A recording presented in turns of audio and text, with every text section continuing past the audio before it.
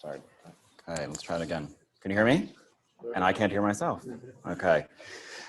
Yes, and I'm going straight from here across the way to attend this morning in the Madison Clinic, Bob. So hope you're happy. Okay, hi everybody. So I had no instruction of what to talk about, so I'm going to talk about whatever I want on PrEP, and it would be great if you just asked questions along the way. Is that okay? Good. So not okay. So I don't think this is the last. This may not be the last time I gave ACC. 2009. I was told it's not, but it makes a good story to say it was, because this is 2009 would have been pre any data on PrEP. It would have been when everything was theoretical.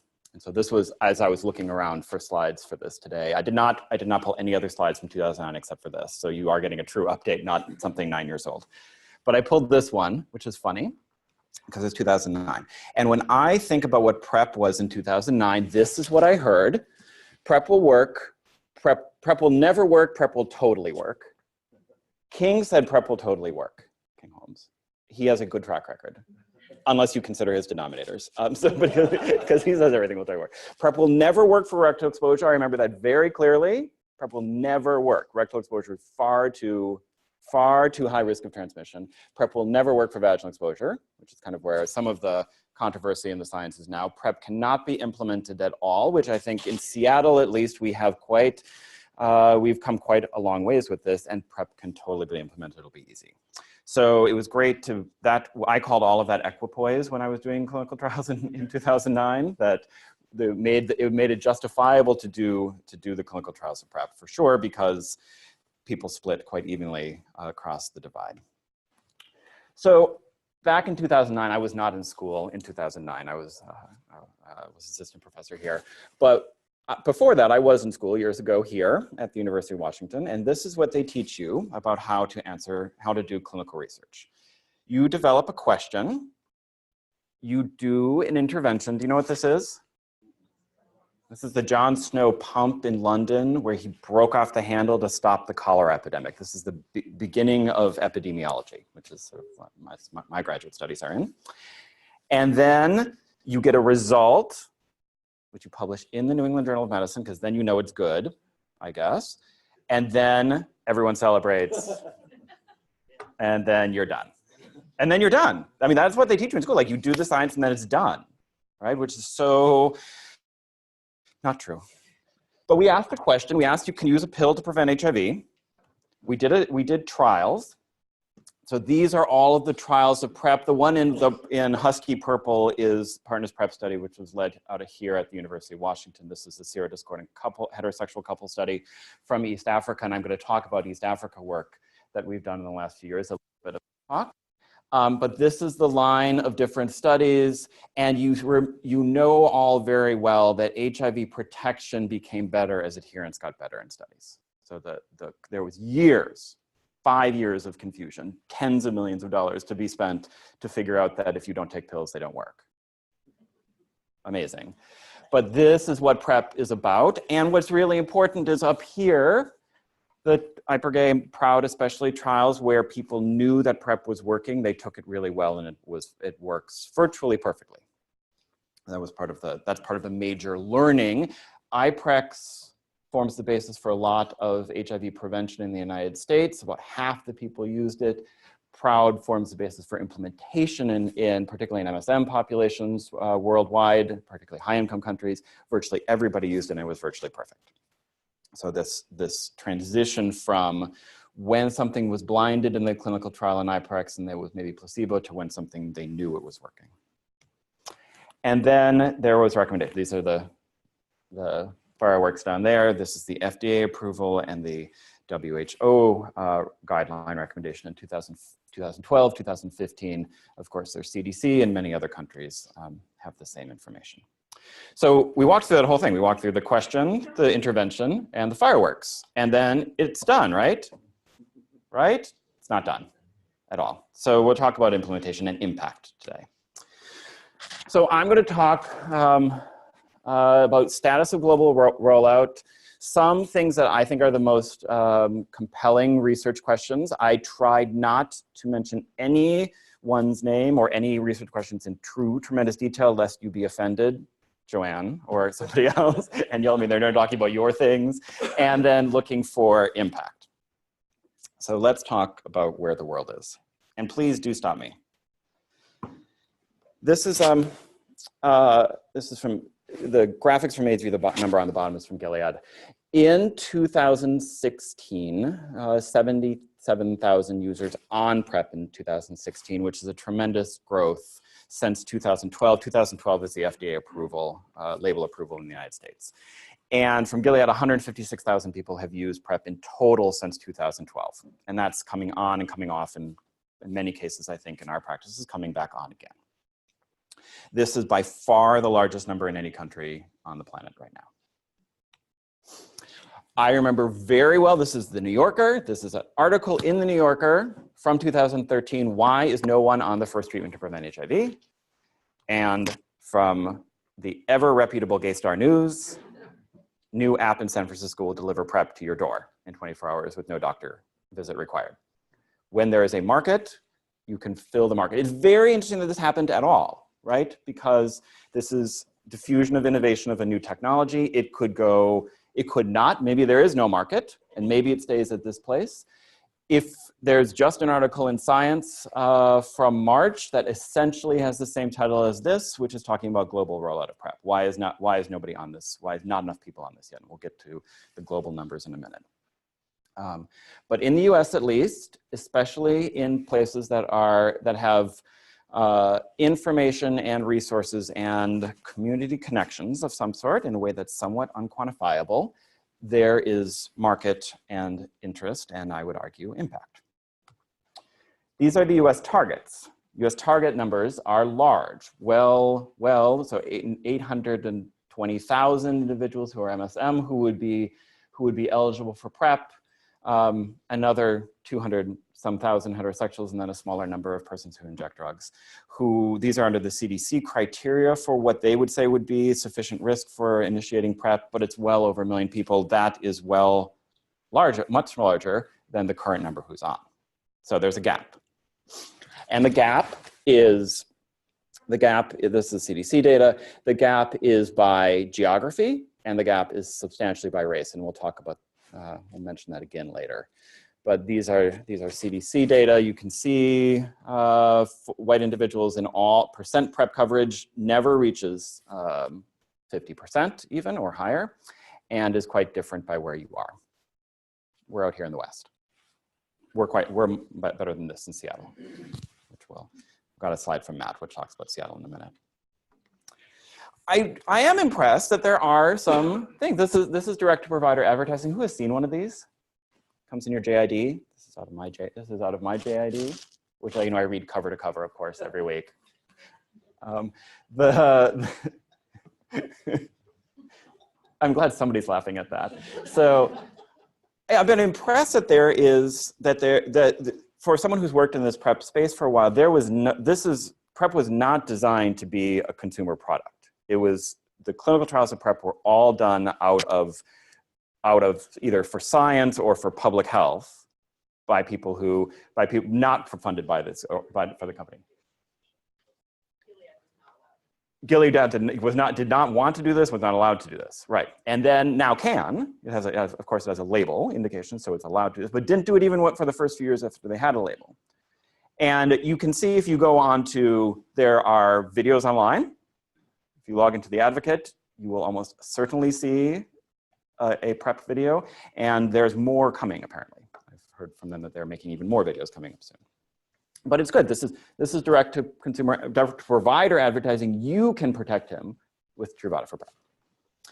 And for better or for worse, there is a market. This is from Bloomberg. You guys know what Bloomberg is, right? They this is who runs the world. This is Gilead's profit. Half of Gilead's US Truvada sales come from PrEP currently. So there is market to develop PrEP because there's market for buying it, which is perfectly fine. Okay, this is Seattle. So thanks, a couple slides from Matt. Seattle was in front. Seattle has PrEP guidelines, 2015, that's quite a while ago. This is one of the recommendations. There's another whole set of recommendations on considering PrEP, but these are the recommendations. Initially, the idea was just that Seattle had recommendations for PrEP right on in front. And this is what Seattle, these are data from Seattle. So this is from the EPI report and from Matt. So over on the left side, this is PrEP knowledge among higher risk individuals, MSM, in dotted lines, and then low risk individuals in the solid line.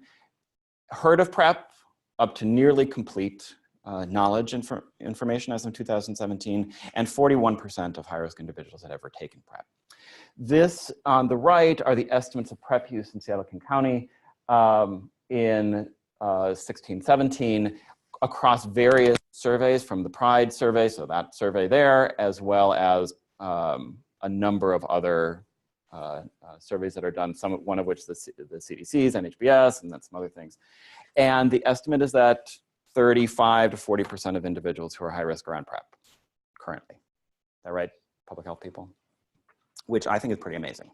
And when we're going to talk later, one of the things I'm trying to figure out, because I get asked a lot, is like, what is good enough for PrEP?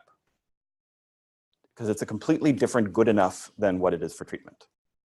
Right? What is good enough for treatment is every patient who comes to the Madison Clinic should be really strongly offered ART, and ideally should be on ART with some element of choice. But that is not the same necessarily for certainly every MSM in Seattle, and certainly not even every high risk MSM in Seattle. I would love your thoughts. Global PrEP rollout, estimate is about 200,000 individuals globally. The darkness of the red here is by the total number of people. Clearly the United States is in the lead. I'll be talking about Kenya, which is the darkest red one in Africa, in East Africa. And I'll mention Australia towards the end. But you can see that PrEP rollout globally is not nearly as great as it could be, or as it's been estimated that it should be. This is UNAIDS. These are UNAIDS goals for 2030, and UNAIDS has a number of goals for 2030. These are the prevention goals, including 90% of people at risk for infection of comprehensive prevention services. But the one that's boxed here is 3 million people on PrEP by 2020. 200,000, 3 million. 200,000, 3 million. 2018, 2020. Do you think that's possible? I think that's going to be hard to do. Okay. From a regulatory point of view, PrEP is very interesting because I think it's very interesting because having been involved in the regulatory process, because it didn't need regulatory approval in order to be rolled out, but the regulatory approval certainly has helped it considerably. So PrEP was an approved medication already. Many of us who had prescribed Truvada for the branded Truvada for HIV treatment. So we could have prescribed it for prevention in the same way that we prescribe it for PEP, right? But it has a label approval, and label approval has gone from the United States now to many other countries, all of these, whatever orangish colored countries here. And that's pretty amazing. And I think the regulatory approval helps stimulate then implementation. And so for the countries in East and Southern Africa, you can see there are a number that are there, as well as South America. Those are driven by places where the PrEP clinical trial research was done. So that the filing, which is done by the company who makes this, committed to doing regulatory filings in all the places where PrEP clinical trials have been accomplished. And then other places, you can see other places in the EU and then in Australia and South Korea, that's driven by market. So that's where they can sell. And this is global look at introduction. Multiple regulatory rules, many implementation studies, and global guidelines. Okay. So that's the status of global rollout. So now some thoughts about research in PrEP. And this is, I'd love your thoughts about what's here and what's not here. So I think some of the most interesting things happening in PrEP right now kind of fall into these buckets. About motivation to take, about strategies for easier delivery and for reaching out. I kind of group those together because sometimes they overlap and sometimes they're distinct. Work to balance pluses and minuses, and there's a lot of there are a lot of discussion about pluses and minuses in PrEP. And then, although I think that has shifted quite considerably in the last 10 years. And then discussion about benchmarks for what is good enough, which as a public health professional, I think a lot about what it should be our targets for PrEP that would achieve public health impact. And along the way, I'll talk a little bit about work that I've been involved in Kenya, where PrEP started, one can argue, and has evolved quite substantially in a way that's quite distinct from how it has evolved here in the United States and in Seattle. So let's talk about motivation. So, as I never, ever thought when I started doing PrEP that I would write papers about intimacy, self-efficacy, disclosure, and trust, ever. But this is why people take PrEP. People do not take PrEP because of 99% or 44% or 75% or because you wear a white coat and they tell you to. The people take PrEP because it means something deep to them. Do providers agree with that? And it makes us talk about things that we don't necessarily like to talk about. Even those of us who think that we are quite easygoing and able to work in the STD clinic or with different sorts of populations, these things are hard. These are drivers of PrEP. And I would say that these are some of the papers that have delved into this. There are many. We have many from our populations in East Africa that talk about, from different ones, serodiscordant couples, men, women, individual women, not necessarily in a serodiscordant relationship, who talk about every one of these as reasons to take PrEP. I have a video, so it's going to unmute. Okay. Is that one? Yeah, that should. Okay, we're going to have a video.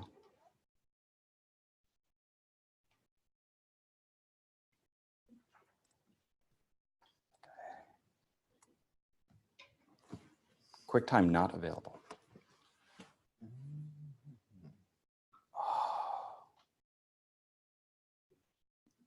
Oh my goodness. It looks like it's not installed on this computer. Oh, devastating, because it's a good video. Okay, well, download from the web. So you can go to EMAC and look at this up. The thing that's interesting the piece about PrEP is this is a whole bunch of guys talking about why they're taking PrEP. And the phrase at the end is, one guy says it puts the sexy back into being gay. So you can file that away. It makes us think differently about public health messaging. And these are public health messages from a number of different places. The gray one at the far left is from Chicago, they were very juxtaposed two different words, one kind of a creepy public health one like spread, and then a sexy one like tingle. And they have a whole sequence of these where they're juxtaposing on two persons public health message and a desire message. But it makes us think about how we talk about a public health intervention. Okay, is this one gonna work?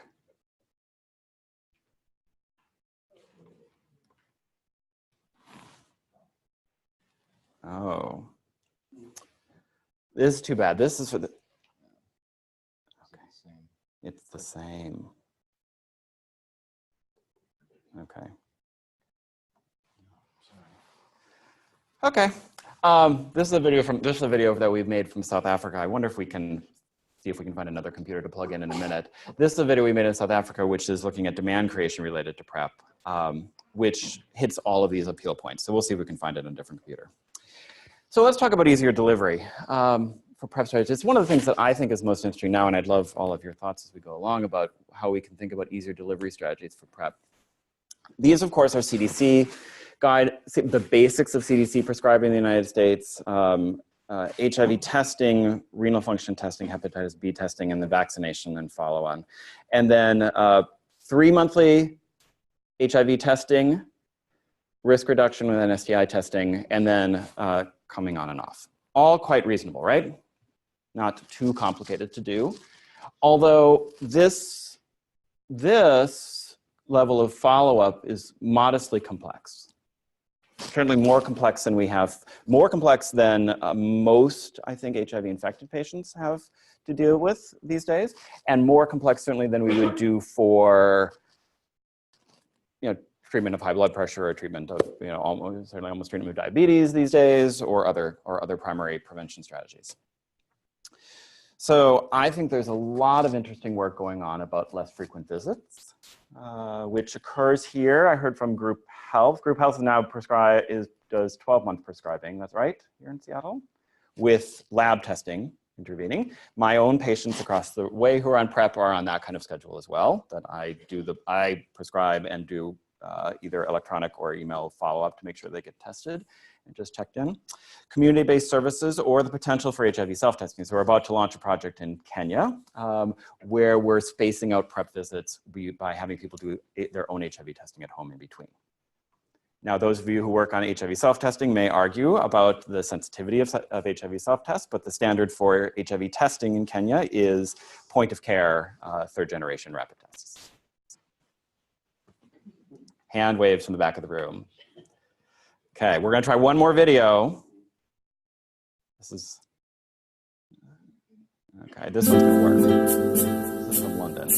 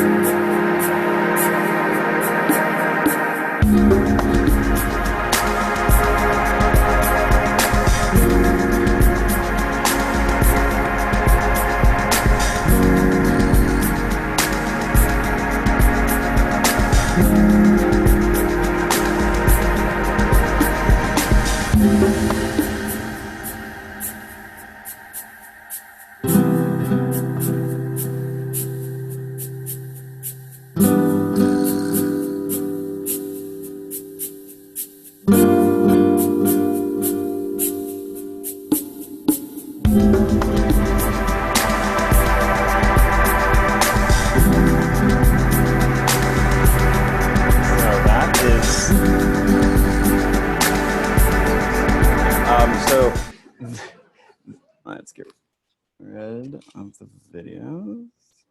So that's from London. That is a almost non-contact with other people ability to pick up PrEP. You do your own STI screens. The follow-up is just the laboratory testing for HIV. For when you come in for follow-up, the laboratory testing is much more simple, and the cost currently in London is £35 a month, I think, on the order of that, 25. So, okay. I'm sorry, what? NHS doesn't pay for it in full. There's been quite a debate in the United Kingdom about what NHS will pay for with PrEP. They have a 10,000 person demonstration going on where they're trying to get 10,000 people onto PrEP, where they're paying a fair amount of it. It is, so it sort of ends up in between where we stand in Washington State, where generally PrEP can be mostly covered for most people. I think everyone would agree, and other places where it's certainly quite beyond the reach. I'm interested, one thing that these are data from some of our work in East Africa, showing the very extremely low frequency over here on the right of confirmed creatinines less than 60 in people who were followed quite closely, either every 3 months or every 6 months for PrEP. And I think one of the things that for the world to be thinking about, and I'll talk about this in a second when I talk about East Africa, is how often, if at all, do you have to monitor renal function, and can we make that even more simple? When I think about the testing, every test like this limits the ability to deliver PrEP on an international scale, because in a place like Kenya where I work, most clinics do not have easy renal monitoring available, and certainly don't have easy renal monitoring if you have to pay for it yourself. So you can see less than 1% of individuals who are under 45 years of age ever had a confirmed creatinine to less than 60, much less related to PrEP. And if individuals started out with a creatinine clearance above 90, the chances were even smaller, 1 in 1,000. And so what level of risk are we willing to absorb? We certainly do ART delivery in many settings in the world with no laboratory monitoring at all, believe it or not. This is about easier delivery and disparities. There's a lot, this is the measurement of CDC. 44% of people who could benefit from PrEP are African American, but 1% of those who have been prescribed PrEP are African American. That you don't need any mathematics to realize that that is a tremendous disparity. And the similarly large disparity for individuals who are Latinx. So a potential for reach out here in Seattle, there's some interesting work going on to do reach out for PrEP, and certainly worldwide, and certainly nationwide. As well as with trans communities. So this is up in the left is from New York City, and down here is California's trans PrEP initiative. So you think about the pluses and minuses of PrEP and the research going into figuring out how to put this all together. These are data, again, from Public Health King County. These are rates of syphilis rising, which I think every one of us has seen. So much more syphilis, as well as CT and GC, over the past few years. What are the interventions for STI prevention in the face of PrEP? I do not want to cover this in full. Matt gave an amazing talk on this last fall in this room. But can frequent screening in the context of PrEP actually get on top of STD transmission rates in communities? There's been a little bit of suggestion that you could get potentially on top of GC rates if you screen people enough, as well as can you think about other interventions such as prophylaxis for STIs that would be able to synergize with PrEP and potentially prevent new STIs. So there is some work, there's one study from France and Canada from the IPRGay group that showed that doxycycline post-exposure prophylaxis, sort of a double dose of doxy right after sex, could prevent syphilis and chlamydia, and potentially in the right setting prevent gonorrhea as well. The question is whether you'd want to add an additional pill into PrEP to prevent STIs, and what would be the tremendous potential implications of that, because bacterial STIs are potentially much more susceptible to resistance than HIV is. That's why I point out HIV in Seattle, King County going down in the context of all of these other things going up. And all of these things going up well in advance of PrEP. So they're in a context of rising STI rates. These are data from the clinical trials, of course, that estimated the degree of HIV risk reduction when people were adherent to PrEP. And that's why WHO and CDC both have numbers that say more than 90%. The colloquial number is on the order of 99 or 100% for PrEP, based on the data from IPREX and IPREX-Olay. And there's clearly some forgiveness. IPREX-Olay estimates 99 to 100% on the basis of 4 doses a week, which allows individuals to try to take 7 doses a week and land on 4 if they're good. Big open questions about what works for adherence monitoring and adherence promotion. I'm very interested in both of these, and the idea that how much adherence monitoring do we have to do?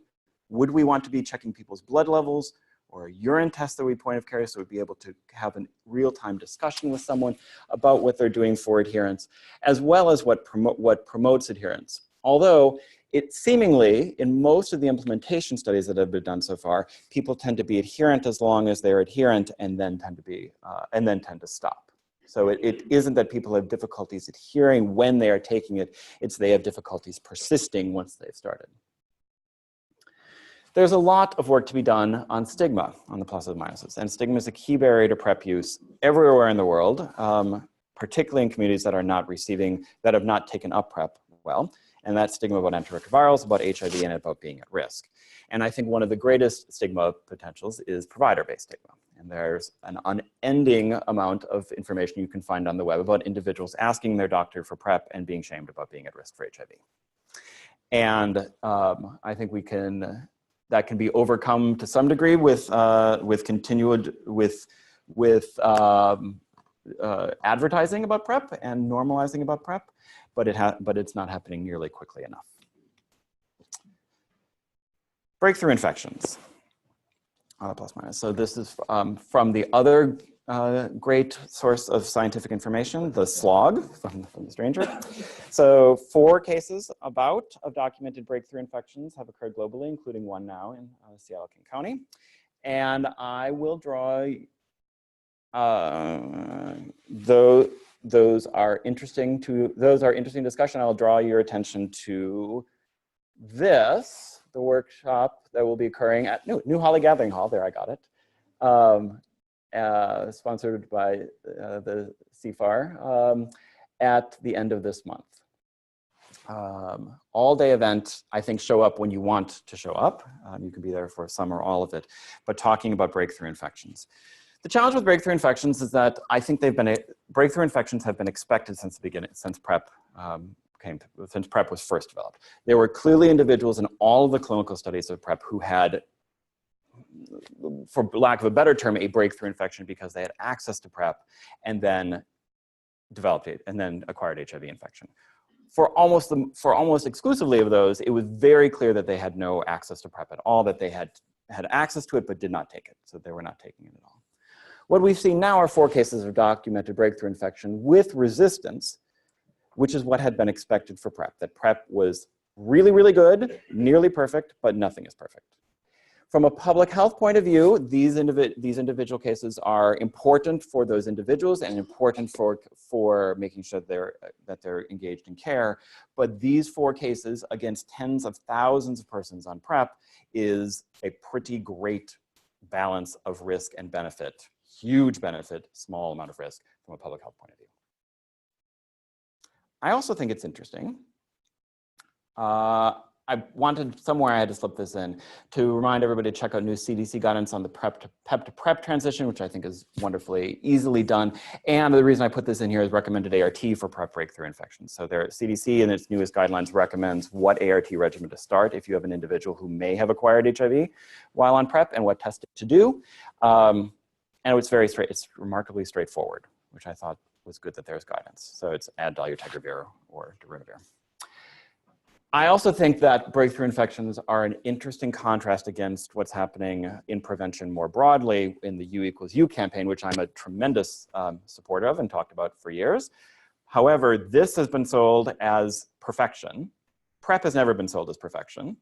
These have some psychic contrast with each other because probably neither of them are crystal clear perfect for the world, but both of them are incredibly important. So it's interesting to see these develop in parallel.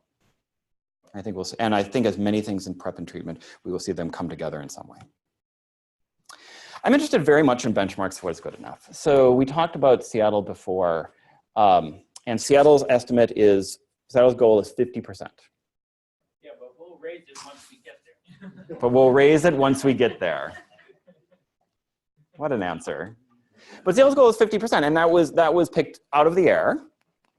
I will say, completely out of the air. Matt agrees, good. So it's picked out of the air, and you're getting pretty close. 37% is sort of the best number right now. So, but 50% is not nearly what your goal is for treatment in Seattle, for HIV treatment. No. Right. So they operate on completely different scales, completely different places. What does success look like for PrEP in terms of uptake, adherence, retention, cost, and cost effectiveness? Like, what should the markers be? And I think about this a lot. I'm sure folks here think about this a lot for what this means for Seattle and for a high income setting. I think about this a lot for places like Kenya or South Africa, where the epidemic is completely different. The epidemic is generalized, and so uptake is potentially a much larger denominator, and questions of cost and cost effectiveness are very different. So what are our comparison benchmarks? One of them could be ART. PrEP is an antiretroviral, but PrEP is not ART because they're completely different. ART is medically complex, which is why it's prescribed by people who have specific training in ART. ART needs lifelong adherence, and ART is essentially for every person with HIV. PrEP is not. It is not medically complex. It only needs adherence during periods. It is not needed when risk is not present. It is not for every person or for every person at risk necessarily. And it is expected to be started and stopped and started and stopped and started and stopped. Completely different. What are other things in primary care? So that's comparison to ART.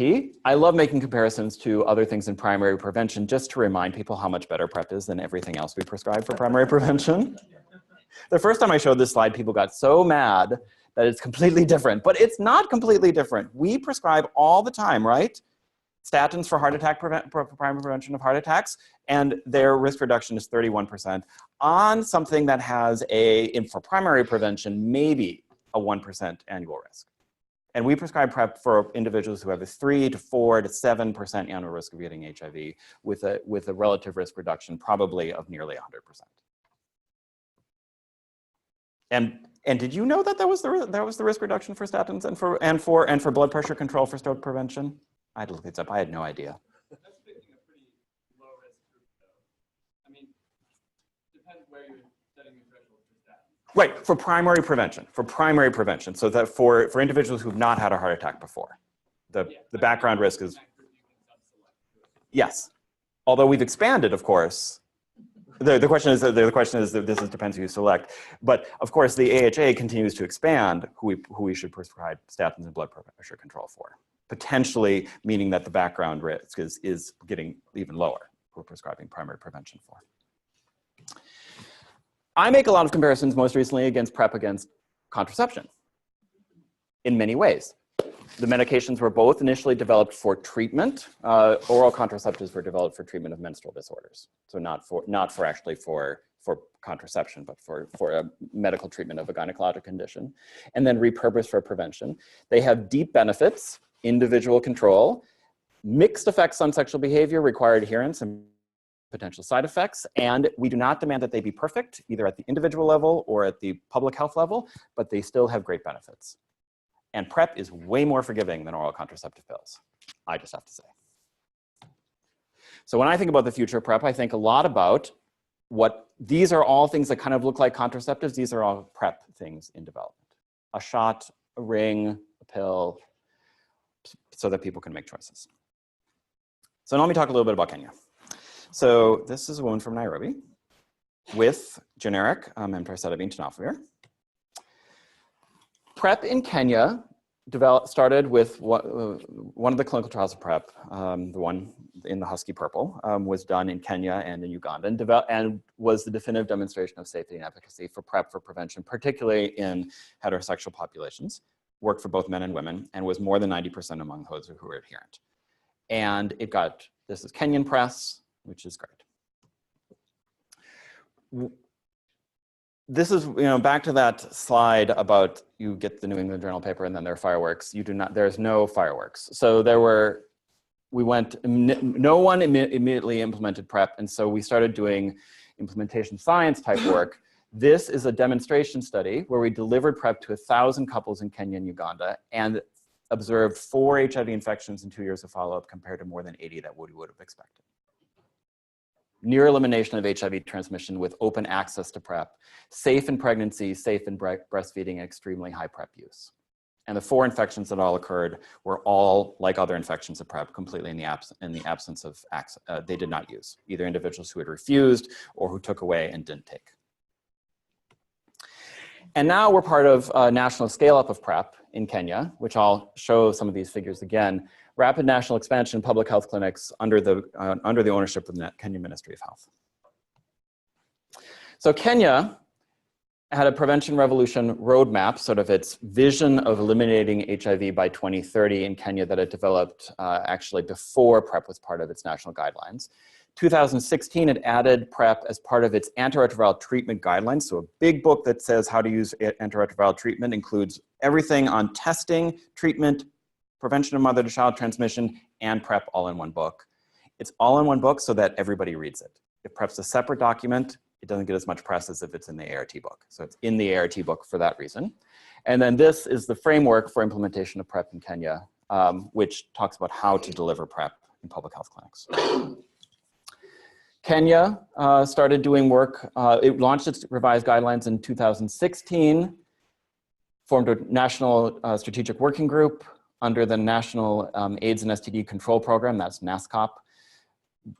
Brought demo projects together to figure out what had been learned out of the demonstration projects, including the one that we did, and then approval of generics so that they don't have to buy the branded. So Kenya, the drug is about 18 cents a day for emtricitabine tenofovir in Kenya, and national PrEP scale up in 2007. I do. There were fireworks for the national scale up inside a building. Apparently they turned off the smoke alarms for like 5 minutes. Yowza. Kenya is doing a public health intervention. They have 47 counties in Kenya. Some of them have greater risk of HIV than others, depending on both their population size and the incidence. They actually have heterogeneous geographic incidence of HIV in Kenya, and then very different population sizes. The north of Kenya is quite desert, and there are not a lot of people who live there. So they have concentrated PrEP programs within red areas and then high population orange areas. They have made PrEP not specific to individual populations, and they have PrEP faces that look like all kinds of different people. PrEP that looks like couples, PrEP that looks like a guy. This is how you talk about it. This is a way to slip MSM prevention into Kenya. PrEP that looks like people having fun, and PrEP that looks sexy. And there's a great, if you look at PrEPs, if you look up the Twitter feed for GPEND PrEP, there are some great videos about a young woman who's at risk for HIV in Kenya that are available. So GPEND PrEP. We've been doing scale up of PrEP for serodiscordant couples embedded within HIV treatment clinics. So one population for PrEP would be HIV serodiscordant couples. It's who we've worked with. We're working in now 30 clinics in the west, center, and coast of Kenya, and have started 2,500 couples on PrEP in the last year. It's all in public health clinics. It is NIH funded, and all of the funding is just for technical assistance and implementation science research. All of the clinical delivery is Ministry of Health. Ministry of Health drugs, Ministry of Health employees. And data collection looks like this. We should have one of these in Madison Clinic. One card, everything you need to know about PrEP, check, check, check, check, check, and you're done. So these are the risk factors for PrEP defined by the Kenya Ministry of Health, and you check off why an individual, so you can do monitoring and evaluation to understand why who's starting PrEP. Is it because they have STIs? It's because because of condom use. It's because they're in a serodiscordant relationship. That's the part that's boxed off at the top. And in Kenya, the recommendation is for HIV for individuals in a serodiscordant relationship before they are suppressed on ART, and then to remove PrEP once they're suppressed on ART, because the cost effectiveness drops down once somebody is uninfectious because of HIV treatment. This is what implementation reality looks like in Kenya, and this is the laboratory part of the card. And I just point out the top of the part, investigation should not delay PrEP initiation. And the consequence is that laboratory tests are often not done prior to PrEP, or maybe at all. And the risk-benefit calculus is that that is safe in the setting.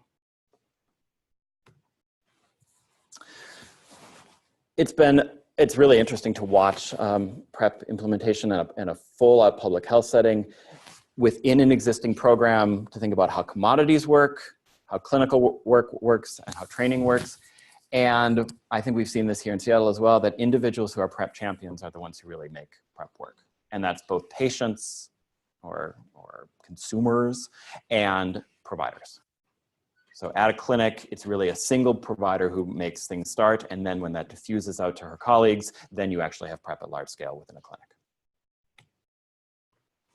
Across a lot of different research projects that many of us are working on in Kenya, as well as now in Uganda and South Africa and other places, it's thinking about mobile clinics, youth clinics, family planning clinics, antenatal settings, all kinds of other places to deliver PrEP. These are just some of the logos for those studies. We do a lot of work with same-day start, optional labs, text message reminders for both appointments and for taking PrEP, daily reminders for taking PrEP, weekly reminders for feedback on how you're doing, messages for reminding people about appointments, and then, as I mentioned before, HIV self-testing for clinical efficiency. Because the biggest drivers of PrEP costs in a place like Kenya are the staffing costs. It's not, because the labs are optional and they're cheap, because they're limited, it's just HIV testing. The drug is modestly cheap. The staffing cost is the bulk. PrEP can be delivered for $92 a year in Kenya in our estimates. That's still quite a bit of money. So then it's just a little bit on impact. I've been really amazed to see what PrEP looks like when I think about it as an implementation scientist or as an epidemiologist. In most clinical research, you show efficacy in this perfect clinical trial, and then you go into reality, and reality disappoints you, right? Reality always disappoints you. But it's been quite the opposite for PrEP. This efficacy effectiveness drop off is an efficacy effectiveness step up when we went from the clinical trials to the implementation. And it had to do, these are the blinded clinical trials with placebo on the left, and then the implementation studies with open label on the right. And what's so striking is that people took PrEP better and the benefits were greater in the real world. And that has had to do somewhat with the people who came in and started PrEP were extraordinarily committed, and that people were more adherent to PrEP when they knew they were getting the real deal and not placebo, and it had been proven and had been proven safe. So I think that's very striking. This does not happen in anything else. These are Gilead's data from a couple years ago now, but the most recent updates are about the same. These are across demonstration projects in many settings with an overall HIV incidence of less than 1% per year. So this is combined across 32 studies, 8,000 people from both North America and Africa and South America, for the most part, a little bit from a couple other places. HIV incidence of under 1% per year. So what do we expect for PrEP? We expect to see an HIV incidence that's low. Do we expect it to be 0 in a program? Probably not, because not everyone will be taking it. So this is what maybe success looks like, is something about a 1% incidence, if we're expecting that the background incidence would be 3 to 5% in a higher risk population. This is San Francisco. In that same Bloomberg article, it's good to know that they had a money thing and a public health graphic in the same Bloomberg article from last month. This is San Francisco new cases of HIV infection tracked against PrEP approval and persons starting PrEP. So San Francisco has been doing this ecological assessment of whether they're seeing new infections fall. Are they seeing new infections fall because of PrEP? Quite possibly, quite probably. And Seattle has somewhat of the same kind of graphic with somewhat of the same kind of feeling. That's the best Matt's going to allow me to say. Okay, do you think? Yeah.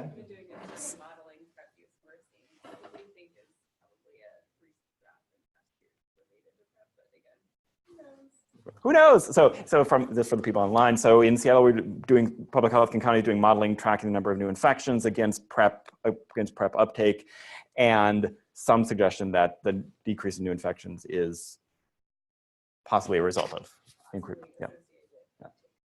That's the problem with public health, is it's so hard to track across things across populations, right? So this is public health in counties. 42% new infections since 2010 with increasing PrEP uptake. More people on PrEP in Seattle County than HIV treatment as of last fall. And then the biggest news was, this is from CROI from this last year. This is just a little bit, hopefully this paper will be coming out in the next few months.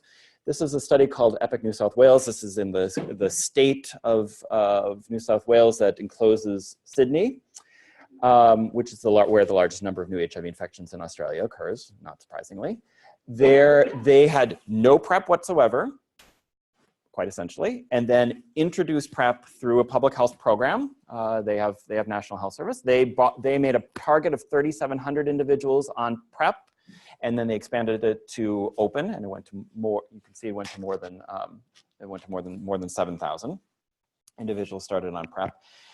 And they hit their 3,700 in 8 months.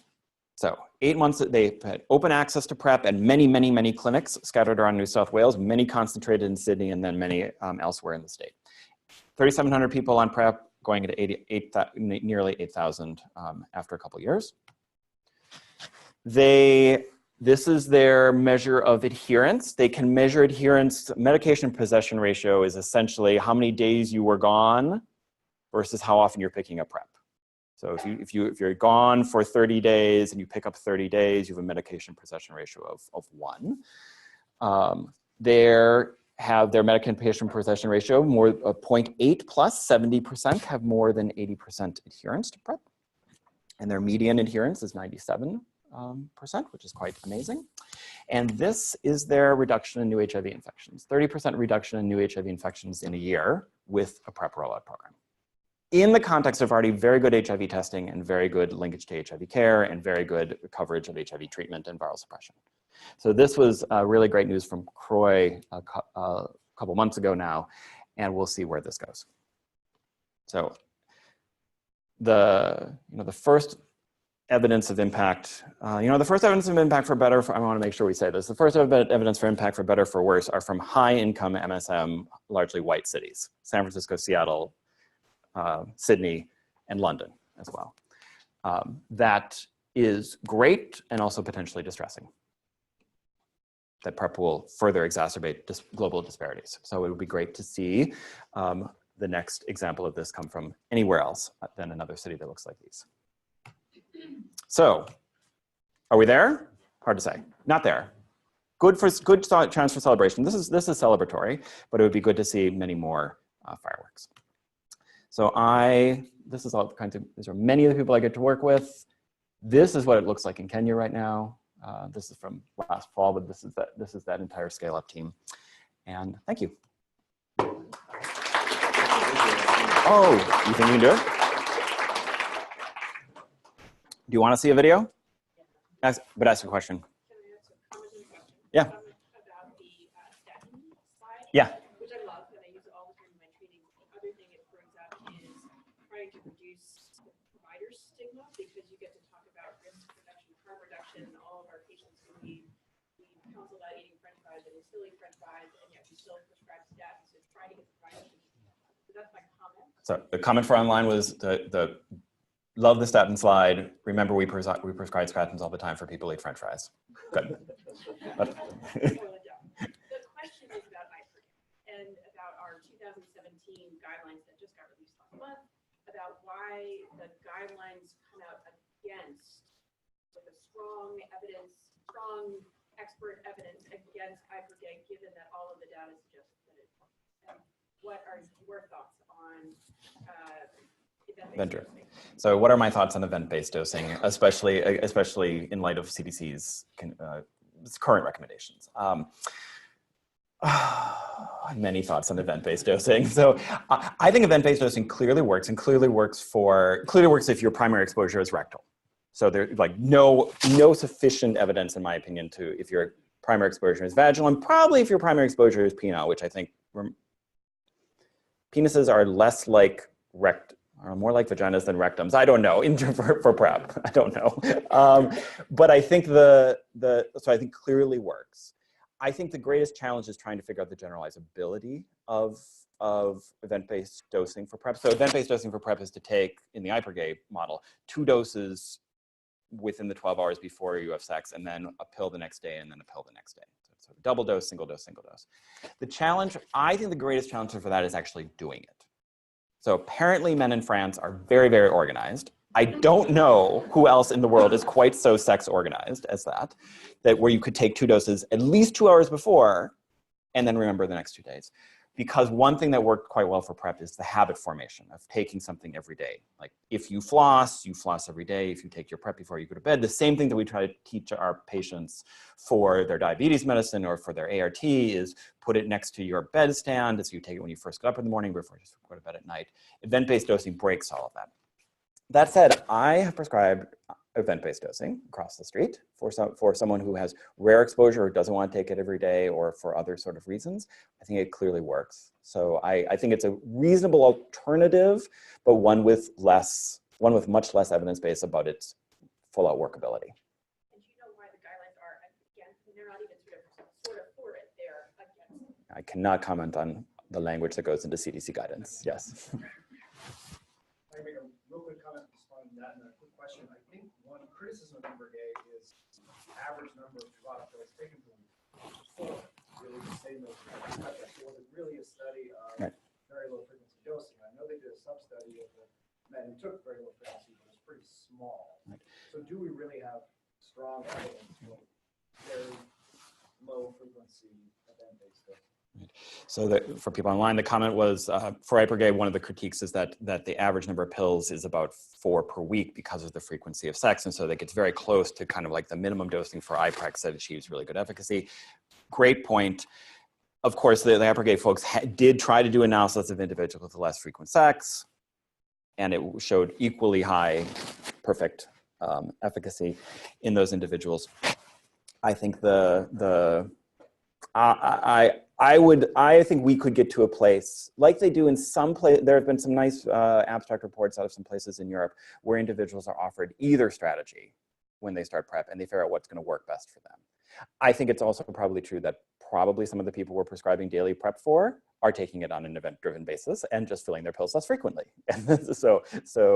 Which if it would be better to have an open discussion about how to do that so that one does not slip under probably a necessary threshold. Because there's clearly a necessary threshold for how much drug you have to have available. And I also feel very good about event-based dosing. I think that's what went into the CDC. I really appreciate your comment about the complexity of every 3-month follow-up. Yeah. What I see in my clinic is often young, otherwise healthy people at risk, and I prescribe PrEP, and I say you have to come back every 3 months, and they stick with that for 6 months or 12 months, and then I can't reach them, and I get the refill request, and I'm trying to call them to get them back in. So how are you doing that in your clinic with less frequent follow-up? Are you still asking for labs every 3 months, and what are you doing if you get that refill request and they haven't done it? Great. So I love what am I doing? Because of course I'm probably the least. I see patients a half day a week. So I'm the least prescribing PrEP person in the room, probably. But I see when I prescribe PrEP and people run up against a 3-month block, a 3-month window, I do a lab order, tell people to go for a lab order, prescribe, give them another month, try to get that in, and then increasingly pressurized speech for me to try to get them to get a lab test, but recognizing that it's probably fine. I think it is important, trying to carry things from different fields. What makes contraception workable is the ability to give a year prescription at a time for oral contraceptives. Like that made the biggest difference in preventing unintended pregnancies for oral contraceptives was the ability to prescribe a full year at a time so that a woman can go pick it up at a pharmacy whenever she wants. So if we want to be able to have PrEP have its greatest benefits, we need to figure out some strategies that do not require people to find parking at Harborview every 3 months and take a half a day off of work to come here to have an appointment with us.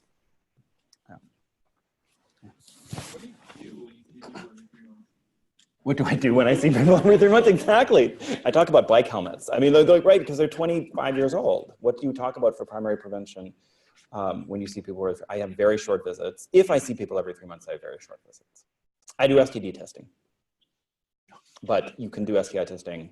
You don't need me to do STI testing. I just make a couple of comments that we actually don't make people come back to the STD clinic and see a clinician every 3 months. So they see a clinician once a year, and they just see a health educator every 3 months and come in and do their STD testing.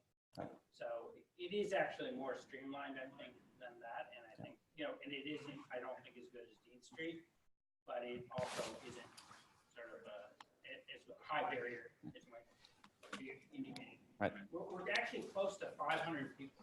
Cheryl emailed me this week on PrEP in the STD clinic, which is a pretty big number of people in one clinic on PrEP. I would also make one comment about your number needed to treat. The incidence of HIV infection among gay men in King County is about 0.3% per year. There were 122 new HIV infections in gay men in King County last year. So there is no 8% incident population like in the PROUD study. You couldn't define a population like that, I don't think, in the county. So we're really giving people PrEP at a 1% incidence, 1 to 2% incidence, which I don't think in any way diminishes the fact that the number needed to treat. It still looks pretty good relative to these other things. But it's pretty hard to find that kind of incident population, other than maybe young Black gay men in the South, which do have numbers that look like that. So I was told we get yelled at if we don't repeat the things online. So for the people online, the commenters are about the streamlined nature of visits at Public Health Seattle County STD Clinic for visits, as well as finding out the right number needed to treat. It's interesting to see the variety of, so Kenya actually in its PrEP program wants people to come every month right now, because they're worried about commodities, because they haven't figured out like how to, because it's a true public health program. And so they're trying to figure out how to do commodity management. Now some of the providers were watching this. Some of the providers have some providers make people come every 2 weeks because they don't trust them. And some people pushed it out to 3 months right away. And it never went to 1 month. So it's interesting to see how people do different things. And it's great to think about, like at the STD clinic, coming in and seeing a clinician only once a year, but seeing a counselor the rest of the time and having lickety split visits. We're over. Oh, yeah. About the Kenyan case, the results seems to be promising, but I was wondering in terms of messaging in relation to, from the public health as well as the policy perspective, what kind of grassroots messaging do they use? Particularly, do they involve community leaders or religious leaders, as well, particularly in the risky area? So the question was about, particularly in the Kenyan case, what's the messaging? And I think this is actually being one of the most interesting things in PrEP. I'm not sure this is exactly a research question in PrEP, but I think the reason that PrEP has done well in a place like Seattle is because there was a message that got out and there was substantial community acceptance and eagerness for PrEP. That the rest of us followed along and said, oh, look at what's happening. And for a place like Kenya, how much of that can you get is community driven and how much of that can you drive faster with public health messaging? And Kenya is really struggling with what its public health message is about this, and how to have a really good face, and how to have a good face that's going to be appealing, how to get enough information out in communities, because people leave clinics and are completely alone with their PrEP and have to make their own decisions. And then talk to their sisters or their aunts or their mothers about PrEP, and sometimes face stigma and challenges there. So in Kenya, it is engaging at a high level with like radio and media and newspapers, but also locally with religious leaders and other youth and key opinion leaders within communities, like within MSM communities, for example, to try to get normalization in some way of PrEP use out there. That's still quite embryonic. That's a good transition. This is a video. This is a video from collaborative work out of South Africa. Connie loves this video. And this is a good. You can all leave now. Are we done? We're done. Okay. So this is a good way to exit, I think.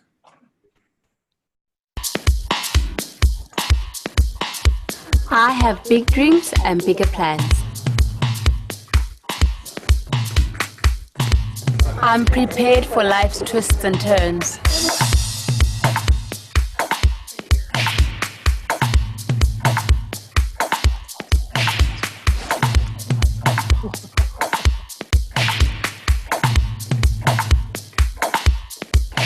I'm in control.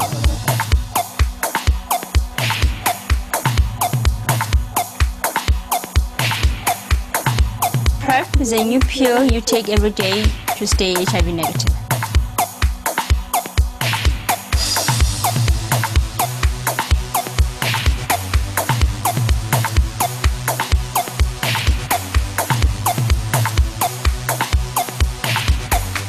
Andiqinisekanga nokuba ndim ndedwa na kwiqabane lam. It's like a pregnancy prevention pill. If you take it every day, you won't fall pregnant. And if you take PrEP every day, you won't catch HIV. If I've been taking it, I know I'm protected. Indenza ndizive ndikhuselekile. I'm looking out for my future. I use it because I want to be in control.